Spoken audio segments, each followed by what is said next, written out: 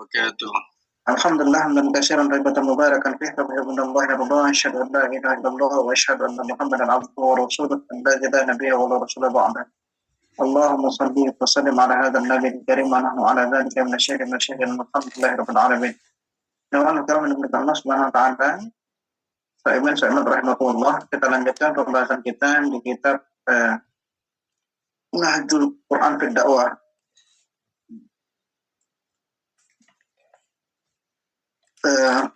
Karangan dari Syekh Hafiz Shalih, atau yang diterjemahkan dalam bahasa Indonesia Metode Dakwah dalam Al-Quran.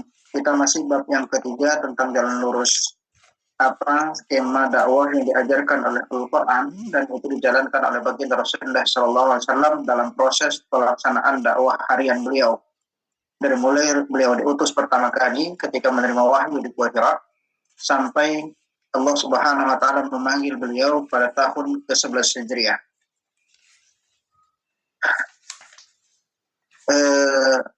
Poin yang pertama kita pahami bahwa dakwah itu seperti yang kami katakan pekan lalu, dakwah Islam itu di metode dakwah Rasulullah SAW itu dibagi menjadi dua fase.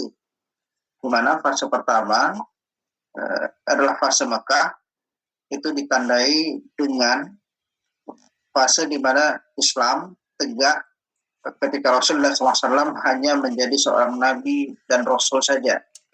Kemudian fase berikutnya ketika Rasulullah SAW mengambil dua peran sekaligus. Satu sebagai nabi dan rasul, yang itu diangkat langsung oleh Allah Subhanahu wa taala. Yang kedua sebagai ri'ayatul daulah, sebagai pengelola negara atau kita kenal dengan kepala negara, yang itu diangkat oleh masyarakat setelah baiat Aqabah yang ketiga. Fase dakwah Rasulullah SAW ini dibagi berdasarkan hal itu. Untuk apa? Untuk kita pahami dengan jelas apa yang boleh dilakukan dan apa yang tidak boleh dilakukan. Karena memang pemetaan yang keliru terhadap proses fase dakwah ini menyebabkan ada sebagian umat Islam tergelincir melakukan aktivitas-aktivitas fisik dalam proses dakwahnya dengan menganggap bahwa jihad adalah perkara yang utama dalam agama ini.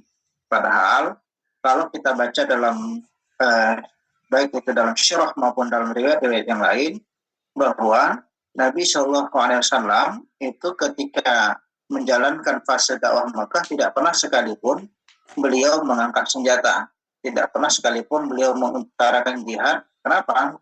Karena memang ketiadaan Islam dalam konsep institusi negara yang melakukan riayah pada negara ini menyebabkan tidak dibenarkannya pelaksanaan jihad fisik.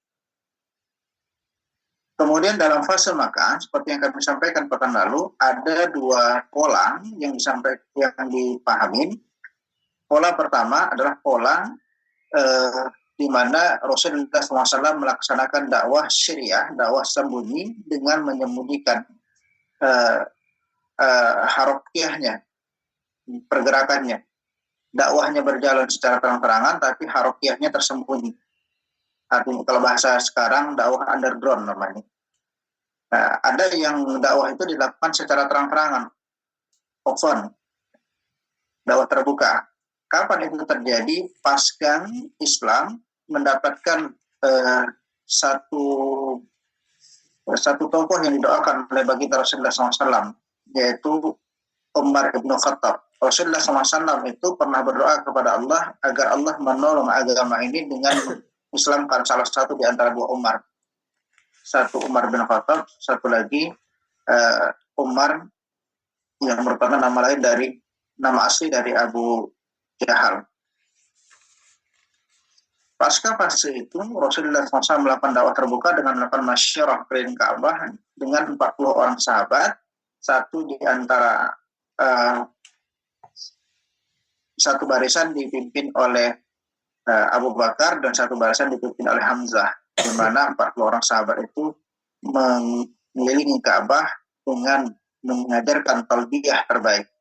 Walaupun memang kalau kita baca dalam riwayat, ada sebagian ulama itu menerjemahkan bahwa yang dilakukan Rasulullah SAW itu bukan show of the power, tapi lebih kepada mengajarkan umat tentang bagaimana cara manasik haji yang benar.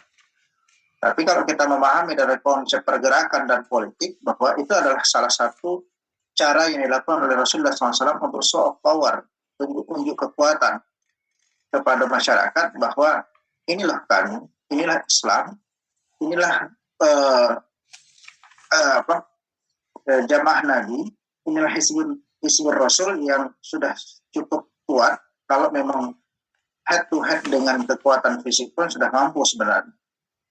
Hanya saja karena memang Allah Subhanahu wa Ta'ala tidak mengizinkan adanya head to head kekuatan politik, Rasulullah SAW tidak melakukan itu. Padahal sahabat sudah gerah hatinya, karena karakter sahabat itu mungkin analoginya kalau di Indonesia mirip orang orang orang Madura, pantang diajak, lo jual gua beli kalau bahasa orang Betawi, pantang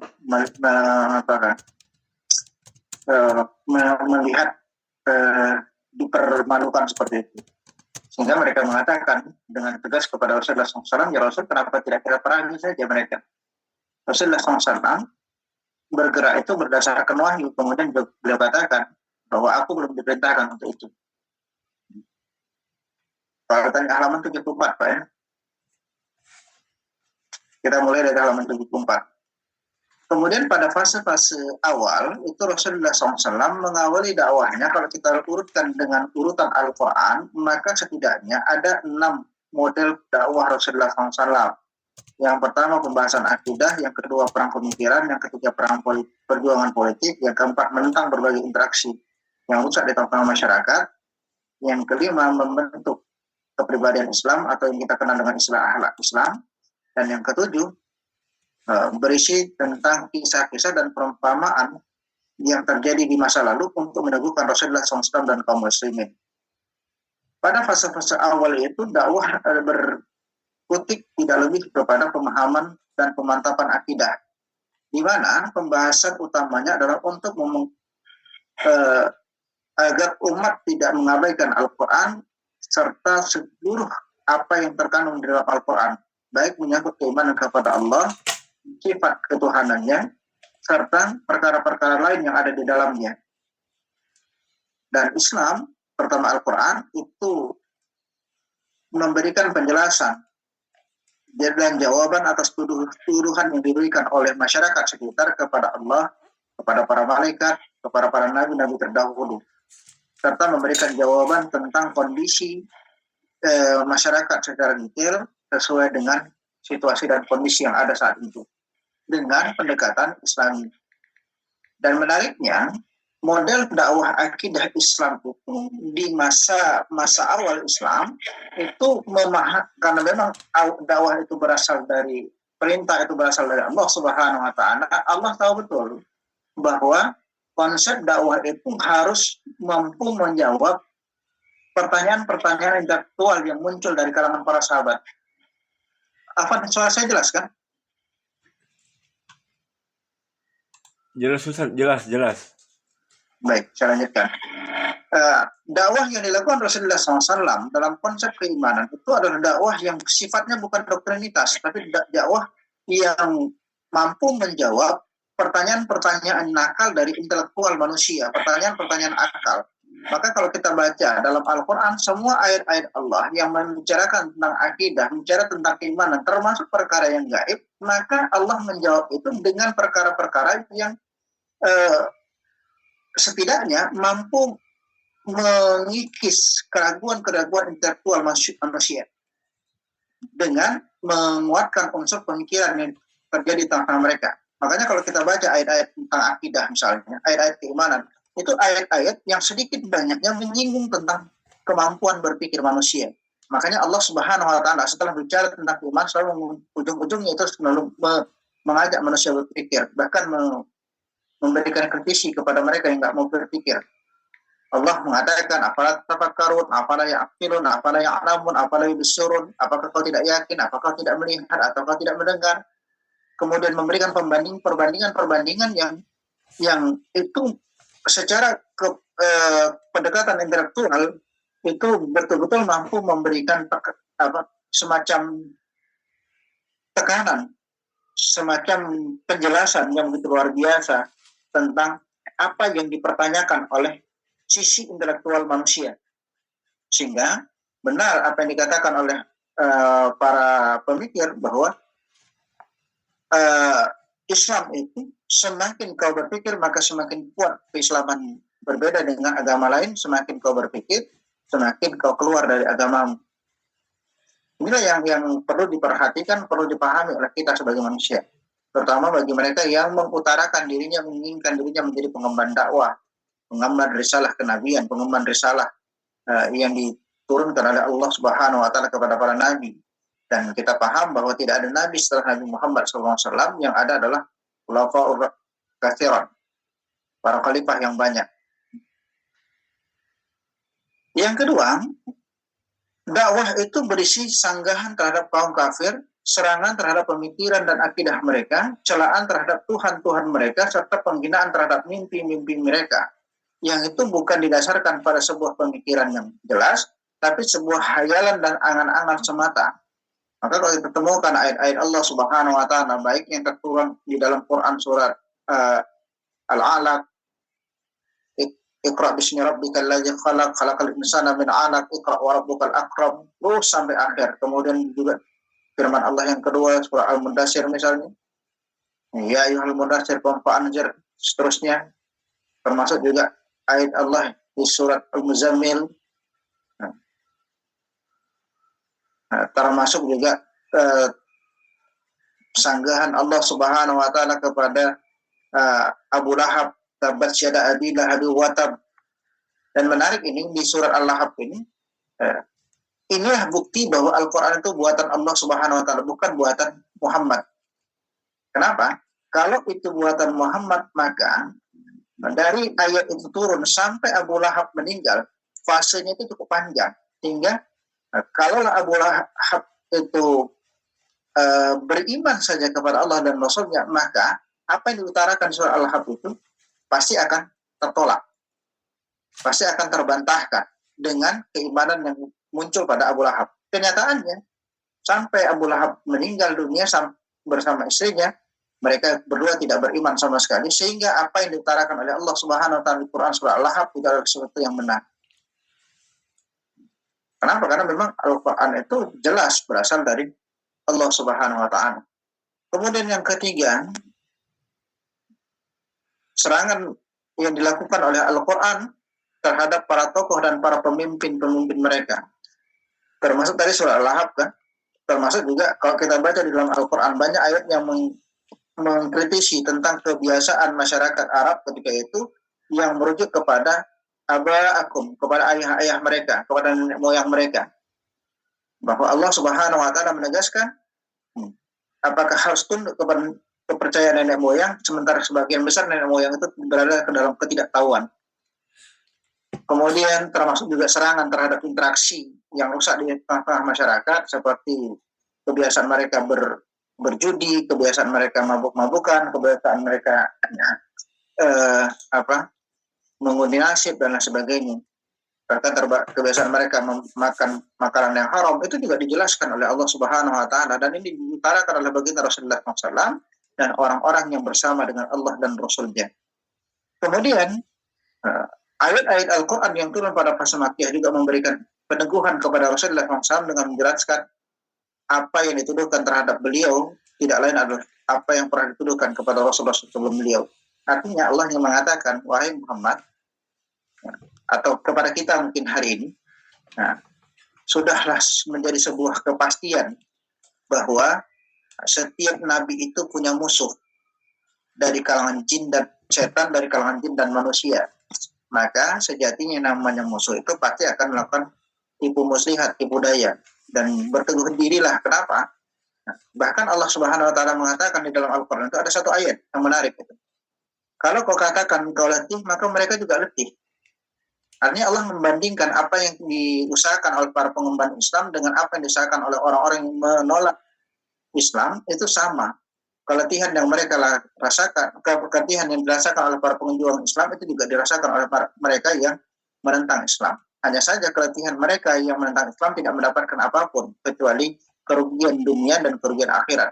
berbeda dengan mereka yang memperjuangkan Islam, memperjuangkan dakwah Rasulullah SAW ini, mereka selain mendapatkan keletihan, tapi juga mendapatkan keberkahan dari Allah Subhanahu Wa Taala, cinta dari Allah dan Rasulnya. Kemudian yang ketujuh, Allah Subhanahu Wa Taala beberapa kali melakukan perumpamaan untuk memperjelas konten dakwah yang disampaikan. Contoh, ketika Allah Subhanahu Wa Taala mengatakan di dalam Al-Quran, "Laqad zara'na li jahannama katsiran minal jinni wal ins, lahum qulubun la yafqahuna biha wa lahum adhanun la yasma'una biha wa lahum a'yunun la yubsiruna biha wa ulaika kal an'am wa lahum adall." Allah katakan di dalam Al-Quran itu, surah Al-A'raf 179, kebanyakan penghuni neraka Jahannam itu adalah dari kalangan jin dan manusia. Mereka itu punya hati tapi tidak berpikir dengan hatinya. Mereka punya mata tidak melihat dengan mata. Mereka punya telinga tidak mendengar dengan telinganya. Kata Allah, mereka itu seperti binatang ternak, bahkan lebih rendah dari binatang ternak. Kenapa Allah memperumpamakan dengan Al-An'am? Al-An'am itu menurut adat kebiasaan orang Barat, orang Arab jahiliyah adalah binatang yang paling bodoh. Kenapa? Sejatinya binatang itu bisa hidup bebas, sementara Al-An'am, binatang ternak itu, hidupnya terkekang, hidupnya berada di bawah kendali manusia, sehingga dianggap sebagai makhluk yang paling bodoh.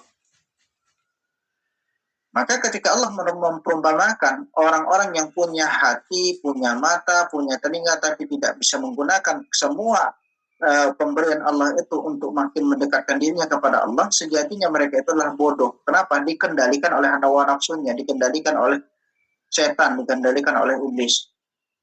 Apalagi kita hari ini, jangan sampai ya, kita ini sedang berada pada bulan di mana iblis dan setan dibelenggu oleh Allah Subhanahu Wa Taala. Yang menurut Al-Qurtubi mengatakan kalimat Allah ketika Allah mengatakan bahwa setan itu dibelenggu, itu adalah kalimat hakiki, artinya betul-betul dibelenggu. Muncul pertanyaan, kalau ada orang yang bermaksiat hari ini, apa katanya setan dibelenggu, tapi kenapa masih ada manusia yang bermaksiat hari ini? Itu kata para ulama bahwa yang terjadi bukan setan yang menggoda dia, tapi sudah menjadi tabiat dari dia melakukan kemaksiatan. Jadi jangan pernah salahkan setan lagi. Artinya, selama hidupnya dia telah berada pada kebodohan dan kesulitan. Dan Allah Subhanahu Wa Taala katakan, ulaika kal al-an'am balhum adall. Mereka itu seperti binatang ternak, bahkan lebih rendah dari binatang ternak. Sebodoh-bodohnya binatang ternak, mereka kadang-kadang punya pendirian, punya kesempatan untuk melawan. Tapi manusia yang punya kedudukan yang lebih tinggi dari binatang ternak, melakukan kesalahan yang sama seperti binatang ternak, maka tak salah ketika Allah Subhanahu Wa Taala mengatakan bahwa mereka itu lebih rendah dari binatang ternak.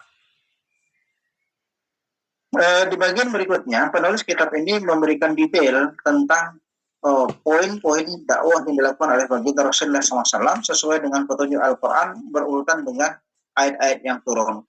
Ayat yang pertama turun itu dikatakan oleh Allah Subhanahu Wa Taala, "Iqra bismi rabbikal ladzi khalaq." Bacalah dengan menyebut nama Tuhanmu yang menciptakan. Ini memberikan satu penegasan kepada kita bahwa satu-satunya zat yang menciptakan alam semesta ini adalah Allah Subhanahu Wa Taala. Jadi jangan pernah bicara tentang penciptaan. Kalau kita bicara tentang penciptaan, bahwa penciptaan itu adalah hak prerogatif Allah Subhanahu Wa Taala.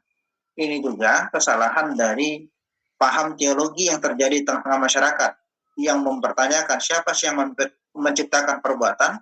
Sudahlah pasti perbuatan itu diciptakan oleh Allah Subhanahu Wa Taala. Hanya saja manusia itu diberikan hak pilih, apakah dia kuasai atau tidak.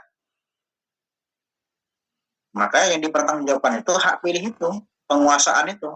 Ketika dia berkuasa atas satu amaliyah, maka akan dipertanyakan nanti apakah dia dalam proses penguasaan itu dia lakukan sesuai dengan aturan Allah atau dia lakukan sesuai bertentangan dengan aturan Allah. Kalau dia lakukan sesuai dengan aturan Allah, maka Allah akan berikan pahala kepadanya. Tapi kalau dia lakukan bertentangan dengan aturan Allah, maka dia akan memberikan siksa kepadanya.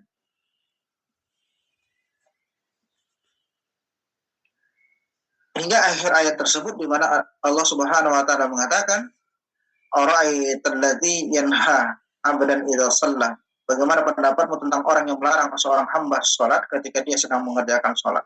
Ini pertanyaan terbuka yang diberikan oleh Allah Subhanahu wa taala, walaupun para ulama mengatakan ini tafsirannya adalah bentuk penghinaan pada mereka yang melarang sholat.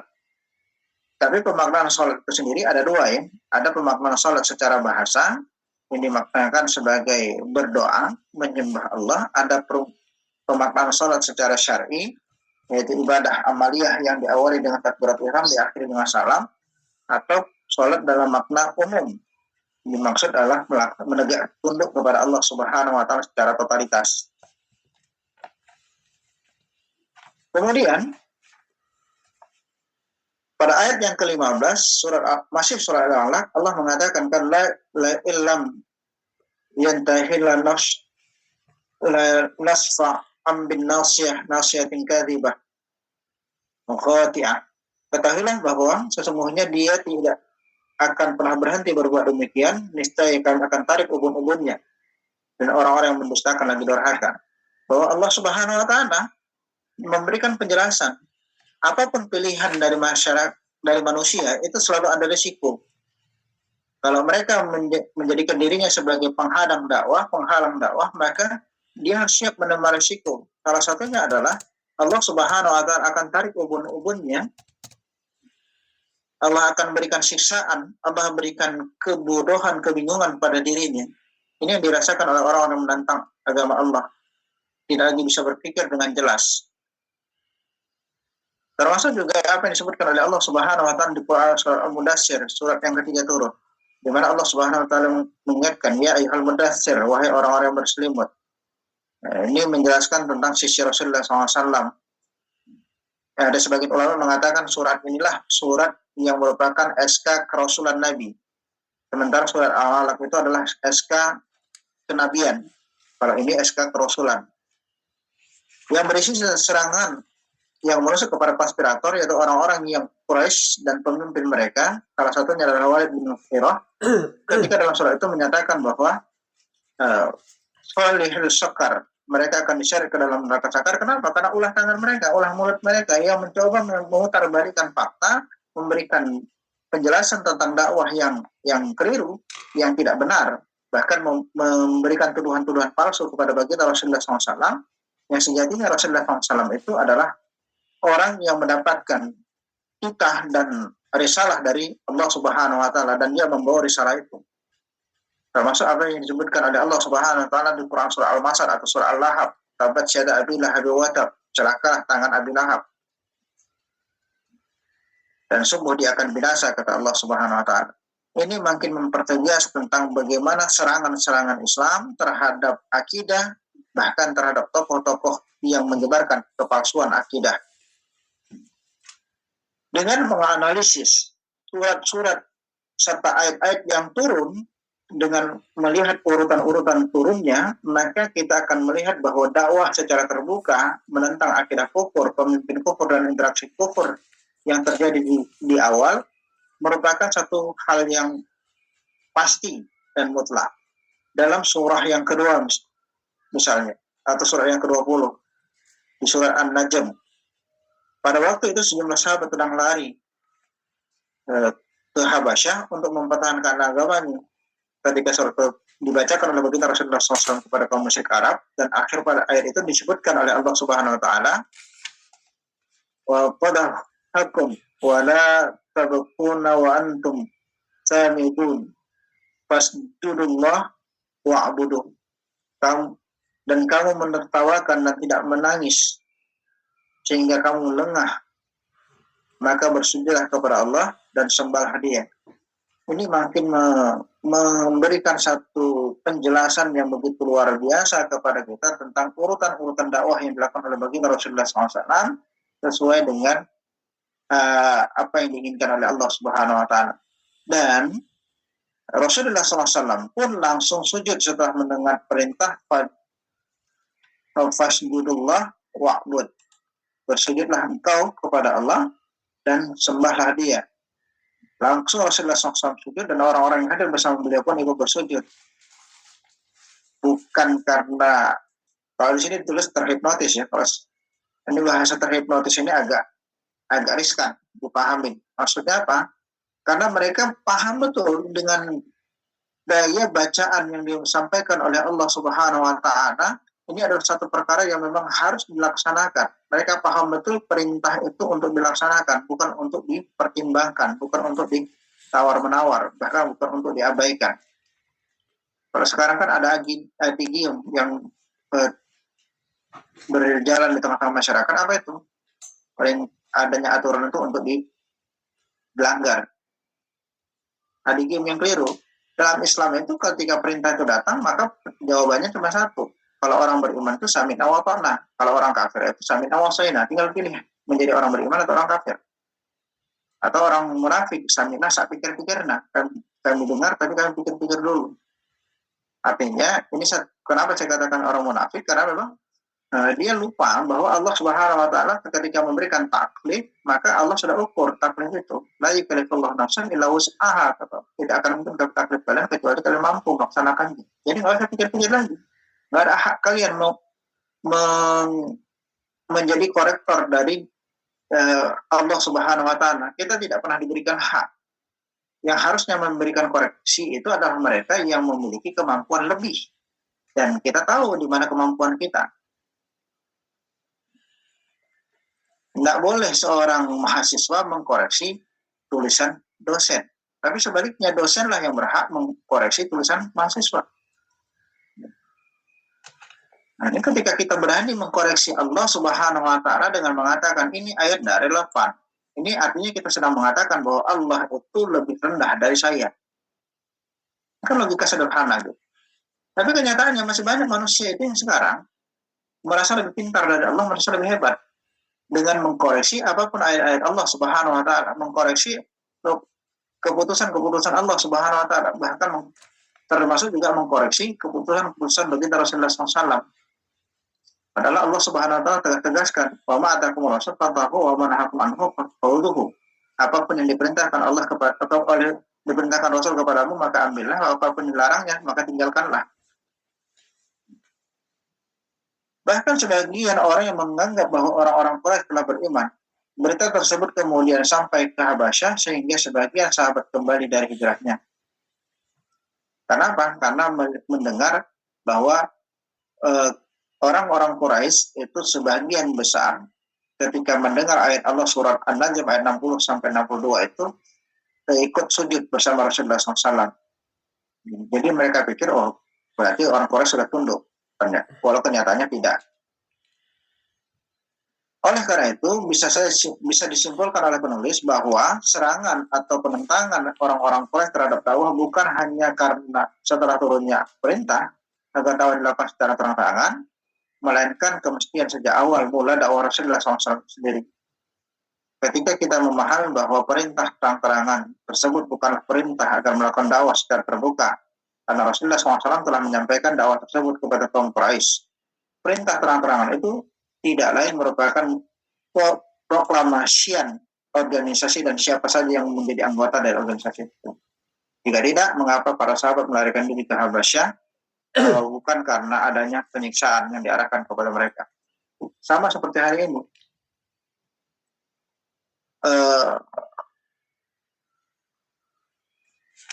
Pembubaran kajian itu sebenarnya kalau kita boleh jujur itu bukan karena pengajian itu sendiri, tapi karena konten dari kajian itu, bahwa konten kajian itu dianggap perkara yang bisa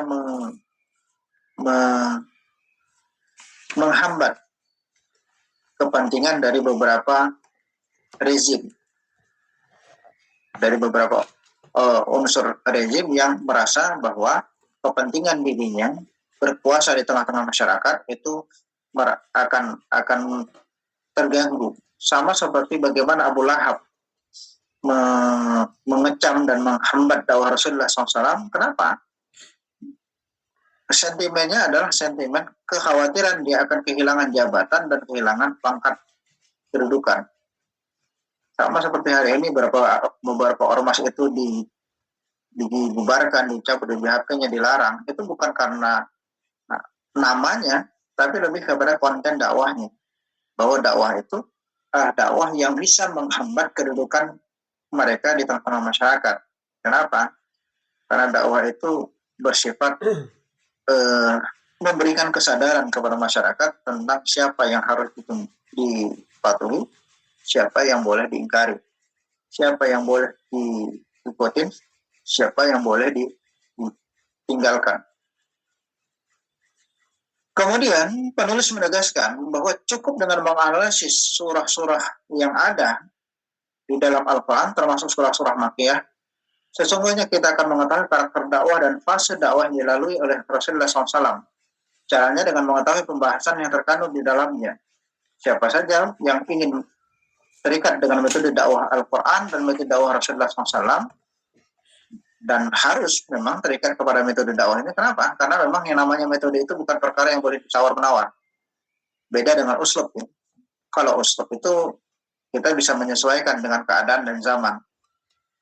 Sama seperti hari ini kan. Kalau dulu dakwahnya Rasulullah SAW, kalau namanya kajian itu face to face, berhadapan, berada pada ruang yang sama, tempat yang sama, forum yang sama.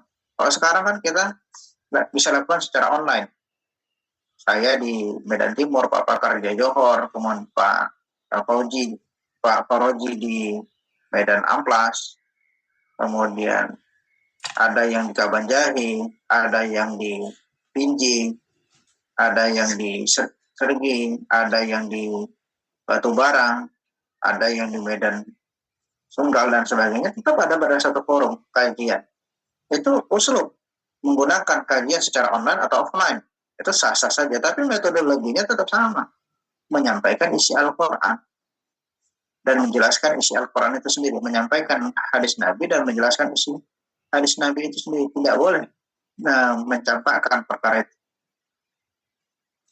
Maka menurut penulis, beliau membagi proses dakwah Rasulullah SAW itu, metode dakwah Rasulullah SAW itu ditempuh melalui 5 metodologi. Yang pertama, menjelaskan ajaran yang dibawa dengan menjelaskan akidahnya, baik keseluruhan maupun bagian-bagiannya. Nah, karena memang kalau kita bicara bagian-bagian Islam, akidah Islam, kita tahu akidah kalau dilihat dari sisi fikriyahnya, dia merupakan fikr kuliah. Kalau dilihat dari sisi bahwa dia adalah mabda, kenapa? Karena pada dirinya itu fikr kuliah yang basic al-hanizam, yang pada dasarnya pada dirinya lahir peraturan-peraturan. Kemudian kalau dilihat dari sisi spiritualitasnya, maka kita akan kenal dengan arkanul iman. Iman kepada Allah, iman kepada Rasul, iman kepada kitab, termasuk juga iman kepada hari kiamat dan sebagainya. Seraya menyeru daya intelektualitas manusia untuk menarik perhatian terhadap keimanan pada akidah yang disampaikan kepada mereka dengan uslub dan teknik gaya bahasa yang inovatif. Makanya kalau kita lihat ayat-ayat Al-Quran itu betul-betul menolak konsepsi doktrinitas. Prinsip doktrinitas itu betul-betul dicampakkan dalam Islam. Karena dalam Islam itu tidak boleh mengimani sesuatu kecuali ada dalil yang mengikuti keimanan itu. Ada dalil yang membuktikan bahwa itu memang perkara yang wajib diimani. Tinggal kita pilih, ada dalil akliyah, ada dalil nakliyah. Dalil akliyah itu apa? Dalil yang untuk perkara-perkara yang akal menjangkaunya. Dan dalil nakliyah itu adalah dalil yang untuk perkara-perkara yang akal itu tidak mampu menggapainya. Apa standarisasi akal? Kita ingat bahwa akal atau kemampuan berpikir dalam kitab At-Tafsir itu Syekh Hakim Al-Albani pernah memberikan satu penjelasan. Yang namanya komponen berpikir, seseorang itu mampu berpikir kalau ada 4 komponen lengkap pada proses berpikir itu. Satu, adanya fakta yang terindra. Ini sebagai syarat utama. Fakta yang mau dipikirkan itu adalah fakta yang terindra, baik terlihat, terdengar, tercium, teraba, dan terasa. Yang kedua, adanya alat indera yang sehat. Kalau fakta terlihat berarti penglihatan berupa mata yang sehat. Kalau dia terdengar berarti pendengaran berupa telinga. Kalau tercium hidung yang sehat. Kemudian kalau teraba, kulit, dan terasa itu lidah. Kita bisa tahu rasa manis kalau lidahnya sehat. Tapi kalau lidahnya mati rasa, kita kasih yang manis dan pedas, mau pahit, sama semua sama dia, tawar semua.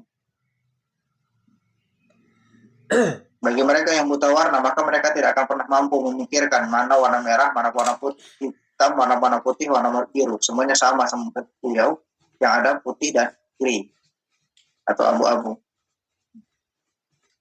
Begitu seterusnya.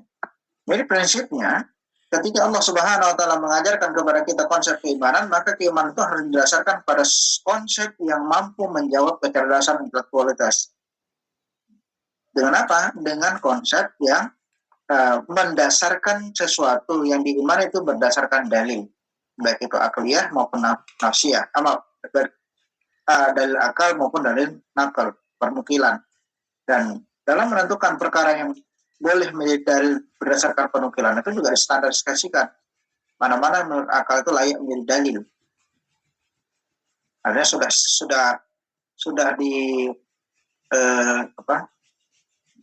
sudah dikalibrasi bahwa ini layak untuk dijadikan dalil. Maka itulah yang baru boleh dijadikan dalil. Tidak serampangan. Berbeda dengan agama sebelah, ya, yang tidak lagi melihat bahwa ini dalil, ini bisa dijadikan dalil, ini tidak. Semuanya sama bagi mereka. Prinsip kita itu tidak. Dalam agama kita bahwa akidah itu harus mampu menjawab kecerdasan daya intelektualitas manusia. Dan di dalam Al-Quran serta hadis Nabi, kadang-kadang akidah itu, bahkan sering akidah itu menggunakan uslub dan teknik gaya yang bahasa yang inovatif, yaitu untuk mengprestasi semua sarana dan prasarana yang tersedia untuk menjelaskan akidah Islam dan menjauhkan kekaburan yang melekat pada dirinya. Sayangnya memang kita hidup di zaman di mana filsafat itu sudah masuk mendarah daging dalam kehidupan kaum muslimin, sehingga ketika semakin kita belajar perkara akidah, makin kita berada pada posisi kebingungan. Karena konsep filsafat itu makin bingung, makin tinggi filsafatnya. Beda dengan Islam. Maka kalau kita lihat, kebingungan yang kita rasakan di zaman kini tidak pernah dirasakan oleh para sahabat dahulu. Kenapa? Karena bahasa-bahasa akidah, bahasa-bahasa keimanan yang dibangun dalam Islam itu adalah perkara yang inovatif. Bahasanya bisa diterima dan mampu menjawab daya intelektualitas manusia. Sama seperti contoh, ya.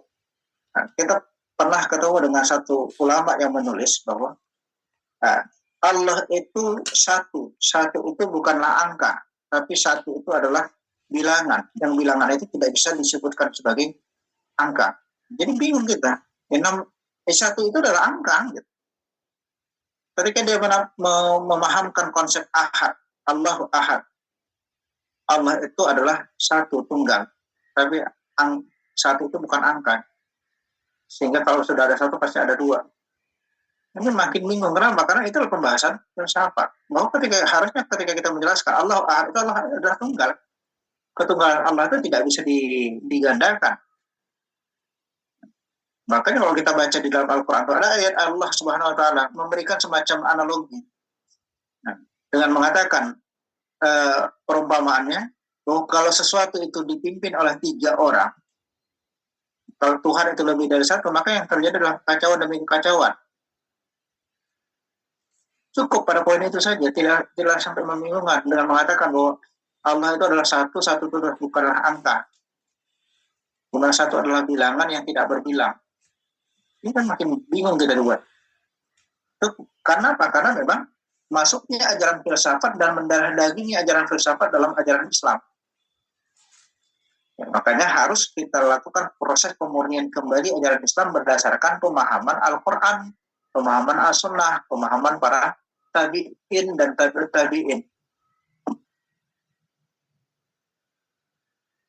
Sama seperti kami mengalami kebingungan ketika ada satu cerita mengatakan ada seorang tokoh sufi yang mengedepankan konsep mahabbah cinta, sehingga dia tidak ada punya rasa ruang benci sedikit pun bahkan kepada iblis. Padahal konsep si cinta kepada Allah, maka mengharuskan kita benci kepada sesuatu yang dibenci oleh Allah. Kalau kita mengatakan kita cinta kepada baginda Rasulullah SAW, maka harusnya kita membenci apa yang dibenci oleh baginda Rasulullah SAW. Itu sebagai sebuah konsekuensi. Harusnya kan begitu. Yang kebencian itu bukan kebencian yang sifatnya tanpa alasan, tapi kebencian yang memang didasarkan pada cinta kepada Allah dan Rasul. Marah itu adalah sebuah keharusan. Kapan? Kepada sesuatu yang memang diperintahkan untuk kita marah kepadanya. Makanya dalam Al-Quran itu Allah Subhanahu wa taala mengatakan sifat orang mukmin itu ruhama bainahum syiddatul minal kufar, berkasih sayang di antara mereka dan keras kepada orang-orang kufar.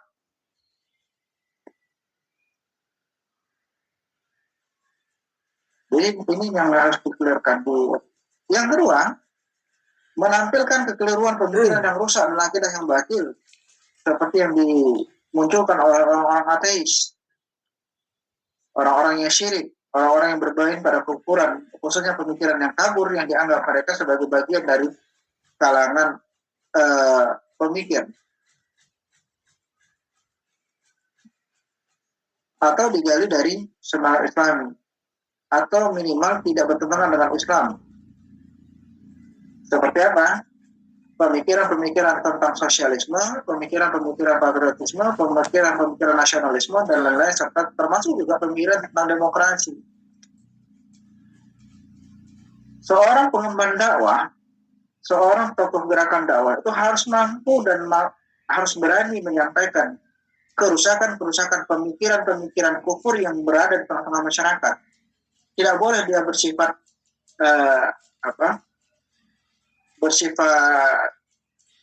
menerima pemikiran-pemikiran yang bertentangan dengan agama ini.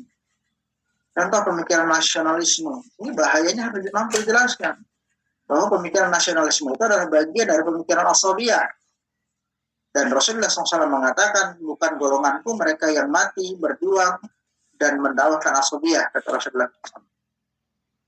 Kenapa? Karena pemikiran asabiyah ini bisa menyebabkan kita saling memusuhi kepada mereka yang dalam agama kita sudah dipersaudarakan oleh Allah Subhanahu wa taala. Al-muslimun akhu muslim, kata Allah. Orang muslim itu saudara muslim tanpa lagi melihat batas teritorial wilayah. Tanpa lagi melihat batas sekat-sekat tempat nasionalisme. Tapi dengan adanya paham nasionalisme ini, kita menganggap bahwa apa yang terjadi di Palestina itu bukan bagian dari perkara yang harus kita pikirkan. Apa yang terjadi di Rohingya itu bukan perkara yang harus kita pikirkan. Padahal sejatinya mereka itu adalah saudara yang diikatkan akidahnya oleh Allah dan Rasulnya. Dan ikatan itu jauh lebih kuat daripada ikatan nasab. Orang yang satu nasab tapi akidahnya berbeda itu putus nasabnya, putus haknya. Hak warisnya putus, hak perwalinya putus. Walaupun muamalah masih dibolehkan. Tapi dalam akidah itu tetap mengikat. Makanya ada syafaat sesama muslim namanya. Seorang muslim itu bisa memberikan syafaat kepada muslim yang lain. Termasuk juga pemahaman demokrasi. Di mana kekeliruannya bahwa demokrasi itu pemikiran yang kufur. Kenapa? Mengambil hak Allah dengan meletakkan konsep asyadah li sya'bi, kedaulatan di tangan manusia. Walaupun hari ini banyak orang yang keliru memahami demokrasi itu dengan mengatakan demokrasi itu adalah pemilu. Bukan. Demokrasi itu adalah pemikiran yang memahami bahwa pemerintahan rakyat dari rakyat oleh rakyat untuk rakyat. Sementara pemilu itu adalah uslub yang dilakukan oleh demokrasi dalam memilih pemimpin. Yang namanya uslub itu tidak terikat kepada satu pemikiran apapun. Alat, senjata itu tidak bisa kita hukumin sampai digunakan untuk apa. Pisau itu tidak bisa kita hukumin berpahala atau berdosa sampai digunakan untuk apa pisau itu. Kalau digunakan untuk membunuh orang berarti berdosa penggunaannya. Kalau digunakan untuk memotong sayuran untuk masakan yang digunakan untuk makan makanan halal bagi keluarga, itu perkara menggunakan pisau itu berpahala. Demokrasi hari ini digunakan apa? Untuk memilih pemimpin yang menerapkan hukum yang bertentangan dengan hukum Allah. Maka demokrasi itu pemilu itu adalah pemilu yang melanggar syariat. Kalau ternyata pemilu dilakukan sama seperti di masa pemilihan Utsman bin Affan menjadi khalifah, di mana panitianya itu adalah Abdurrahman bin Auf yang mengetuk pintu setiap rumah di Madinah untuk bertanya, apakah Ali atau Utsman yang kalian pilih menjadi khalifah berikutnya? Itu pemilu juga. Tapi digunakan apa? Untuk mengangkat pemimpin yang mengurusi umat dengan aturan syariat. Maka pemilu yang begini adalah pemilu yang sah. Jadi keliru ketika kita mengatakan bahwa pemilu itu adalah demokrasi itu adalah pemilu. Tidak. Pemilu itu adalah alat yang digunakan demokrasi untuk memilih pemimpin dan memilih wakil-wakil untuk menjalankan kepemimpinan. Jadi yang salah bukan alatnya, tapi kemana arah penggunaannya.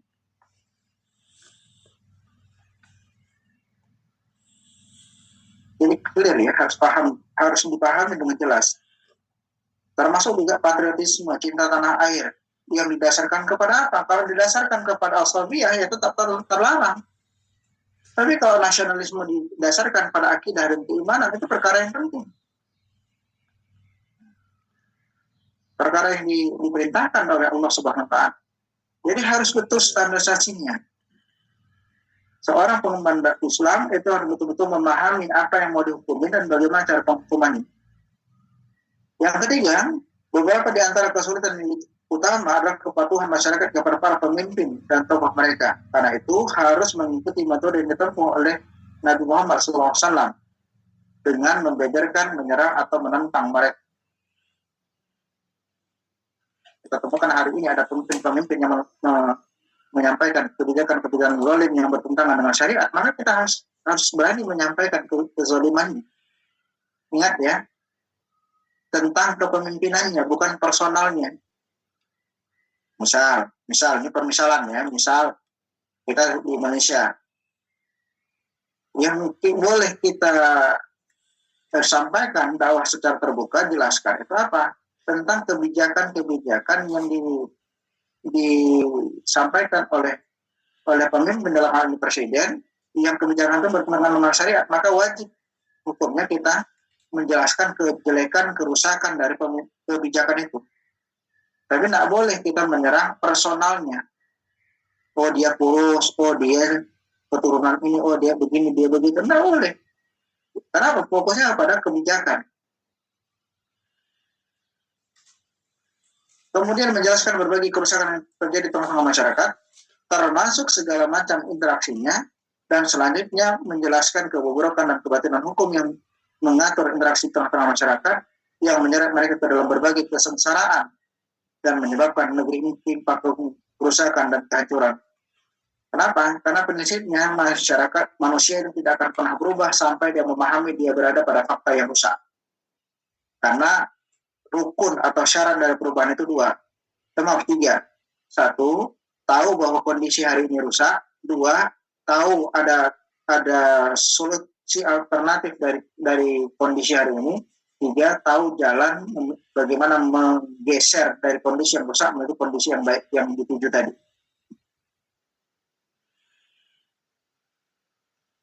Sekarang ini masyarakat paham bahwa kondisi sekarang rusak, tapi tidak memberikan satu penjelasan tentang solusi alternatif. Banyak ustadz ini sekarang dakwahnya, kita paham ini kondisi rusak, tapi ketika ditanya apa solusi alternatif, dijawabnya sabar. Ini kan bukan solusi alternatif, bukan solusi pengganti. Sabar itu ya harus, tapi posisinya tetap harus kita cari. Apa sih solusi? Kemana kita berpindah dari keadaan sekarang? Dan bagaimana cara memindahkan dia itu penting. Kemudian yang kelima, Rasulullah SAW menyiapkan anggota tiap organisasi atau kelompok yang berusaha untuk memimpin umat agar mereka sesuai dengan taraf intelektualitasnya, mempunyai cara berpikir dan cara berperilaku yang yang standarisasinya adalah Islam. Jadi Rasulullah SAW melakukan pembinaan kepada para sahabat, sehingga para sahabat itu memiliki kaidah fikriyah dan kiadah fikriyah Islami, memiliki akliyah pemikiran Islami, memiliki nafsiyah atau perilaku Islami, dengan proses pembinaan yang begitu luar biasa. Kenapa?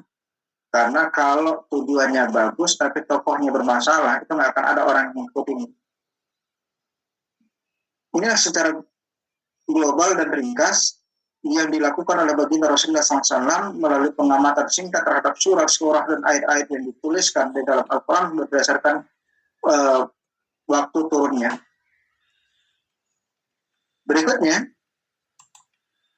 bahwa penjelasan-penjelasan di atas adalah merupakan penjelasan yang urgen, yang harus dipahami oleh para mereka yang melaksanakan dakwah kepada Al-Quran dan mengimplementasikan apa yang dilakukan oleh Rasulullah SAW pada masa Mekah. Masing-masing pembahasannya merupakan bagian-bagian dari sejumlah derivat yang tidak menyiapkan ruang untuk diperdebatkan atau alasan bagi mereka di hadapan Allah setelah diutusnya Rasulullah SAW.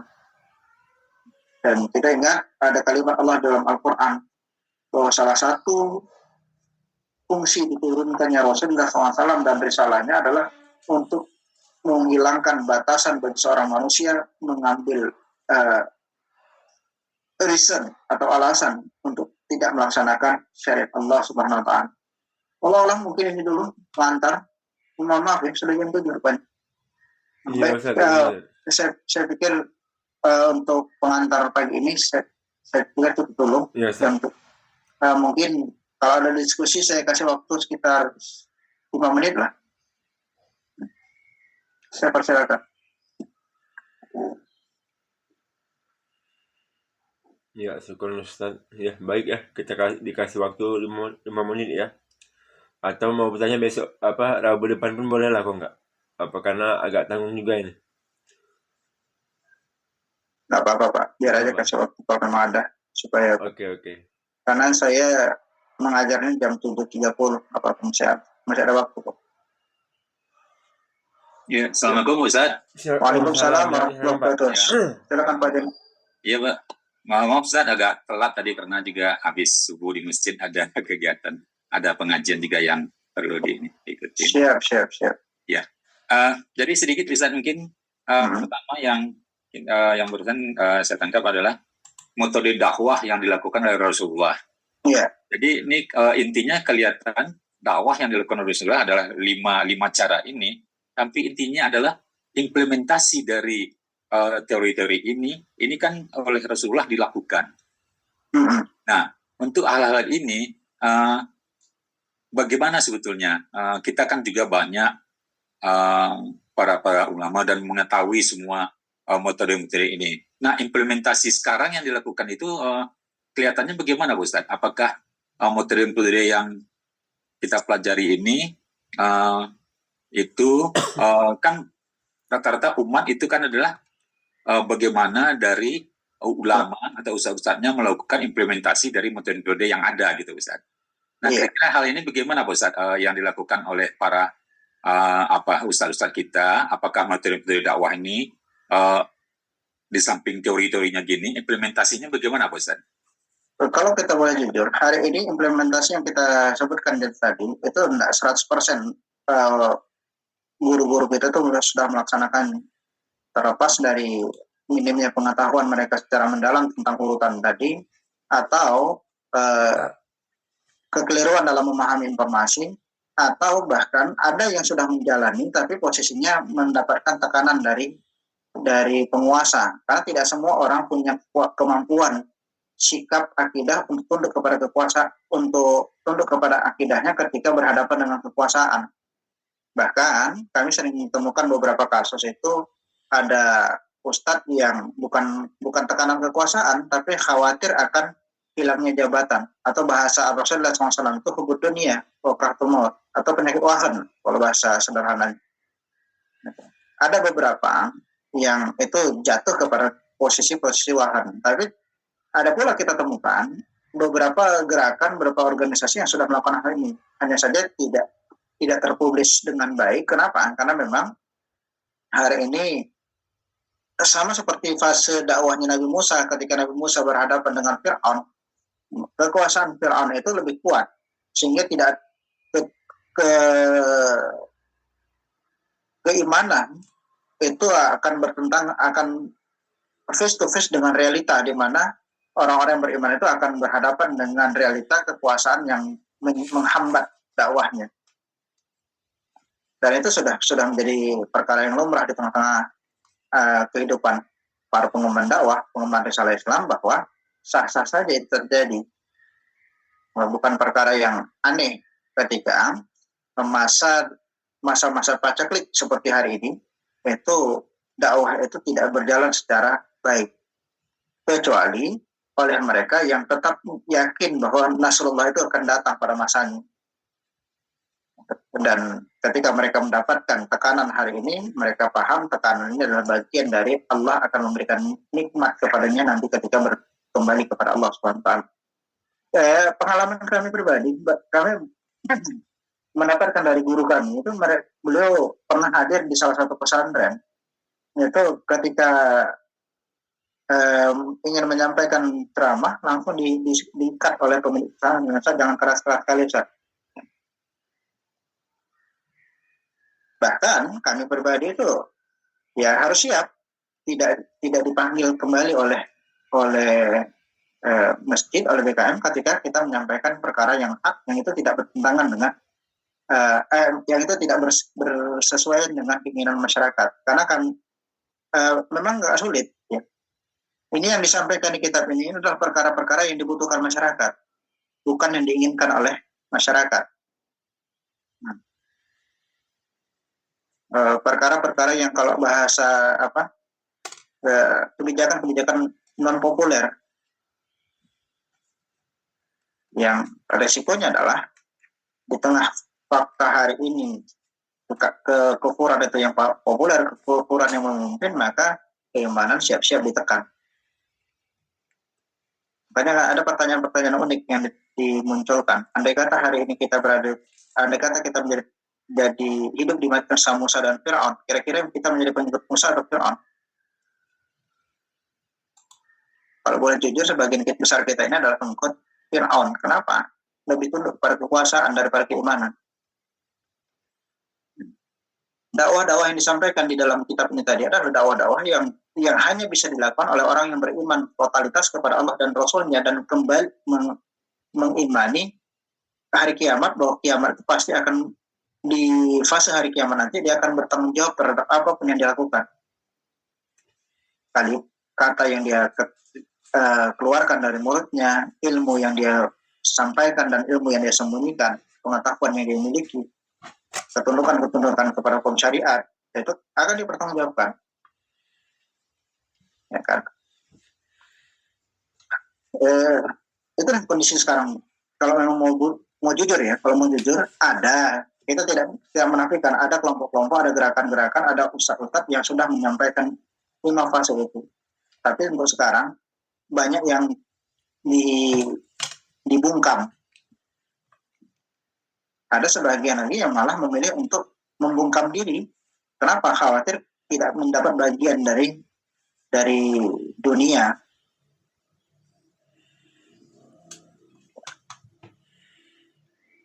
Tinggal dilihat aja lah kesesuaiannya. Wallahu a'lam. Ya, seperti itu ya Pak Junaidi ya. Ya Ustaz. Berarti tergantung ustadznya lah. Kalau memang dia berani ya disampaikannya. Kalau memang dia masih huput dunia, ya gitu loh Ustaz ya. Ya. Ambil contoh aja, perkara dakwah yang paling ringan, riba. Iya. Kita kan ikut gerakan dakwah riba ini kan udah cukup lama, dari 2018 sudah cukup populer. Iya. Dan pertanyaannya, masa ustaz itu nggak tahu riba itu haram? Iya. Tapi ada sebagian ustaz yang memang sengaja nggak masuk ke bab riba. Iya. Maksudnya apa? Bab fikih sholat, fikih wudu. Ya, salah enggak, cuman Umat sekarang bukan perkara sholatnya saja yang bermasalah, tapi perkara akidahnya itu, keterikatan pada hukum syara terkait ribawi juga ada masalahnya. Dan kalian pernah temukan ada ustadz-ustadz yang nggak mengatakan, Ustaz kalau itu kita sampaikan, besok kita nggak diundang lagi Ustaz. Umat belum siap Ustaz. Kalau saya mengatakan, bukan umat yang nggak siap, Ustadz yang nggak menyiapkan umat. Kalau saya agak keras menyampaikan sama sesama Ustadz itu. Karena saya pernah dulu hadir ke forum Ustadz. Itu ketika ada sesi tanya jawab, saya sampaikan, ini harus menjadi renungan kita Pak Ustadz. Kenapa? Kita yang menyesatkan umat secara sadar atau tidak.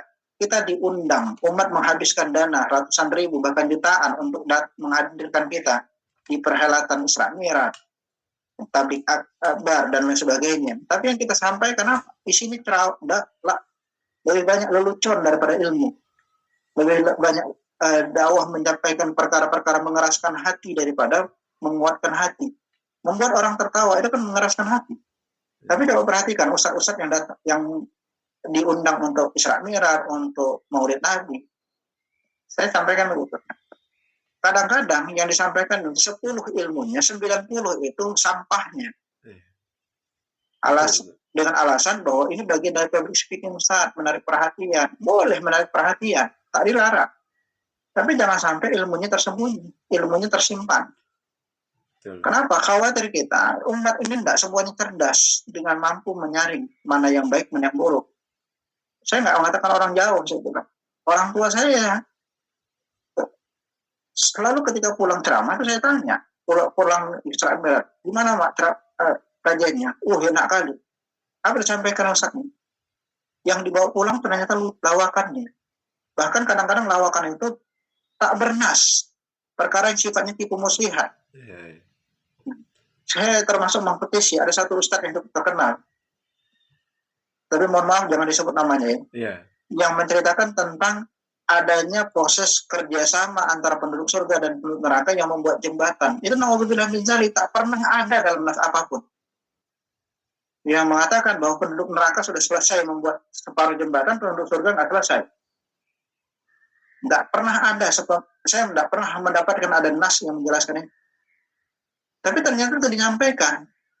Untuk apa? Untuk memberikan kesan tawa. Lucu saja. Lucu. Padahal dalam nas syariat itu jelas dikatakan Nabi SAW, celakalah mereka yang berdosa hanya untuk membuat orang lain tertawa. Ini kan bahaya. Ya, inilah kondisi kita hari ini. Tinggallah kita yang paham, kembali kepada konsepsi yang diajarkan oleh Al-Quran. Sampaikan yang benar walaupun pahit. Baik pahit didengar oleh jamaah, termasuk pahit bagi kita sendiri yang menyampaikan. Ya, kalau kami resikonya para ustadz, ya siap-siaplah. Tahun ini adalah tahun terakhir ngisi khutbah Jumat di masjid itu. Ya, Ustadz Musa, Ustadz Musdar, saya pribadi itu, ya alhamdulillah sudah pernah merasakan hal itu. Karena kita memang tujuannya bukan mencari dunia di dalam dakwah itu, sudah tidak masalah diizinkan jamaah untuk menyampaikan ilmu, kita sampaikan ilmunya. Ketika tidak diizinkan lagi, sudah kita sampaikan melalui forum yang lain. Ya. Termasuk hari ini ya, kami berterima kasih pada Pak Bakar yang memberikan kesempatan untuk menyampaikan ilmu melalui forum ini. Ya, sama-sama Ustaz. Ya. Ya begitu ya Pak Junaidi ya, insya Allah kita sambung lagi ya, Rabu depan insya Allah ya.